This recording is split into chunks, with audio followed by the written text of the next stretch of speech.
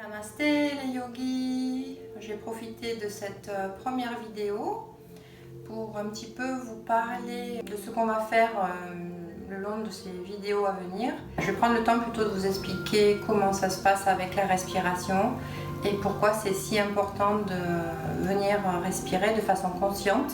Dans le yoga, on utilise beaucoup les exercices de pranayama qui sont des exercices pour amener la respiration inconsciente qu'on a tous les jours à la respiration consciente pour pouvoir venir se concentrer et se centrer sur soi.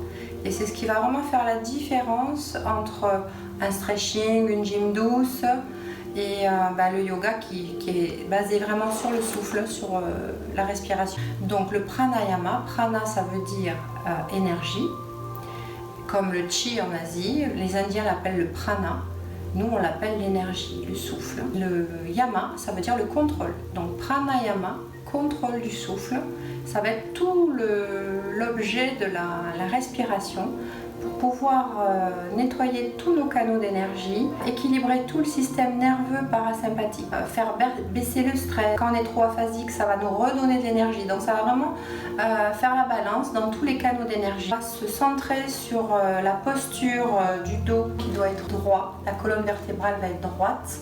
Donc, si vous ne pouvez pas vous asseoir en tailleur ou au sol, vous pouvez très bien vous asseoir au bord d'une chaise de façon à être confortable et surtout de relâcher le ventre à chaque inspiration.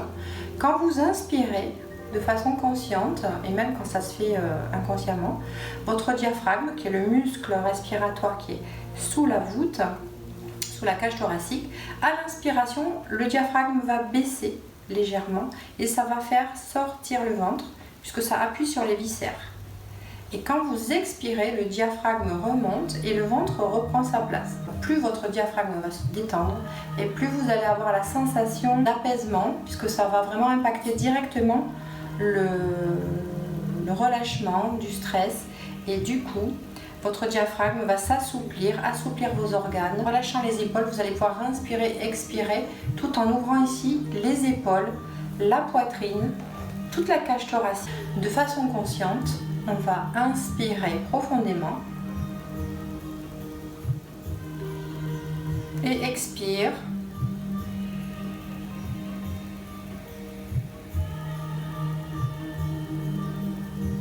Vous allez profiter pour essayer de ralentir l'inspiration le plus longtemps possible. Et pareil, à l'expiration, je vais prendre le temps d'expirer tout doucement, profondément, pour installer un rythme.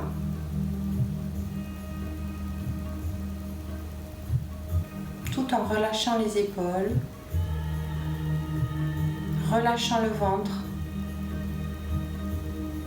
Vraiment, c'est je m'autorise à relâcher, à sortir mon ventre sur chaque inspiration. Pour ralentir le souffle, on va utiliser la glotte qui va freiner dans la gorge la montée de l'air et la sortie de l'air.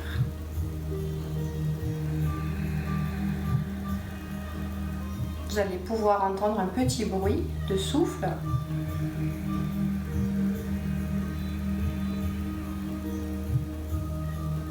C'est le premier exercice de pranayama qui est fondamental qu'on va utiliser pendant les exercices physiques, posture, asana. Plus je vais inspirer, plus je vais expirer, plus je vais détendre tous les canaux d'énergie, tous les muscles de mon corps, tous les organes de mon corps, toutes les articulations de mon corps.